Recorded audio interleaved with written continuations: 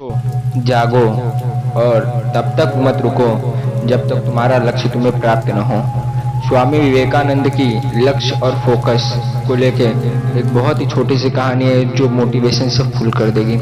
स्वामी विवेकानंद जब पढ़ने बैठते थे तो वो पढ़ते पढ़ते पढ़ाई में इतना ज़्यादा लीन हो जाते थे कि आसपास क्या हो रहा है उन्हें पता ही नहीं चलता था। एक बार विवेकानंद जी पढ़ाई करने के लिए बैठे शाम को अपने घर में। अब उन्होंने कमरे बंद कर दिया, दिया लगा दिया पढ़ने का, और साथ में अपने थोड़े बहुत बुक और सामान लेके बैठ गए कि दिया अगर कम पड़ता है तेल तो और डाल दूंगा मैं। पढ़ाई करने के लिए बैठ गए। अब चुपचाप पढ़ाई कर रहे, इतना ज़्यादा फोकस होकर पढ़ रहे थे कि उनका एक टारगेट फिक्स था, आज मैं इतनी पेज पढ़ के ही रहूँगा।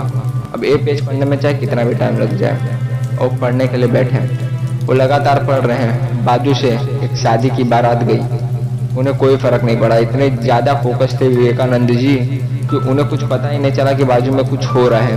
वो पढ़ रहे हैं, कंटिन्यूसली पढ़ रहे हैं। एक दिन पूरा बीत गया, उसी पोजीशन में बैठ के पढ़ रहे हैं, ना हिल रहे हैं ना डोल रहे हैं। दूसरा दिन भी आधा हो गया, दूसरा दिन भी बीत गया, वो पढ़ रहे हैं।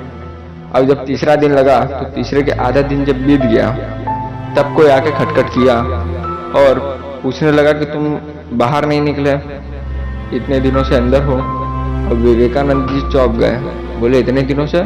बोलते मैं पढ़ने बैठा और ये इतना पेज कंप्लीट करके उठ गया, अब थोड़ा बदन भी थक गया, अब जा रहा हूँ थोड़ा आराम करने के लिए। जब उस व्यक्ति ने बताया कि तुम 2 दिन से अब तक घर से बाहर नहीं निकले हो, तब स्वामी विवेकानंद को पता चला कि मैं 2 दिनों से पढ़ रहा था। वो जाते हैं फटाक से और कैलेंडर में डेट देखते हैं, तारीख 2 दिन आगे हो गई थी। उन्हें पता चलता है कि इतने ज़्यादा वो फोकस थे अपने लक्ष्य को लेकर कि उसे कंप्लीट किए बिना वो रुके नहीं, उसे पूरा कंप्लीट किया। फिर वो उस जगह से उठे, चाहे उसमें और भी दिन लग जाते लेकिन वो कंप्लीट करके रहते हैं। ऐसे ही विवेकानंद जी को गीता पढ़ने का बहुत शौक था। भागवत गीता वो पढ़ते थे और अंग्रेजों को तो स्टार्टिंग से ही इनको नीचा दिखाना पसंद था। एक दिन कमरे में स्वामी विवेकानंद बैठ के गीता पढ़ रहे थे। अब गीता जब पढ़ के हो गया तो उन्होंने अपने ठीक बेड के बाजू में ही एक छोटा बॉक्स था, उस बॉक्स के अंदर गीता को रख दिया।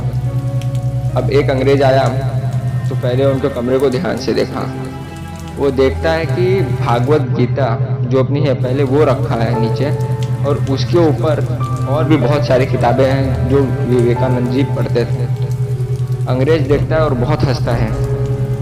अब स्वामी जी को समझ में नहीं आया, वो बोलते क्या हुआ? तो बोलते फाइनली यू आर एक्सेप्टेड, कि हमारे ही जो राइटर हैं वो बेस्ट हैं। तुमने हमारे जो राइटर की बुक है सबसे पहले वही रखा, और जो तुम्हारी गीता है जो तुम्हारे राइटर की है वो एकदम नीचे रखा है।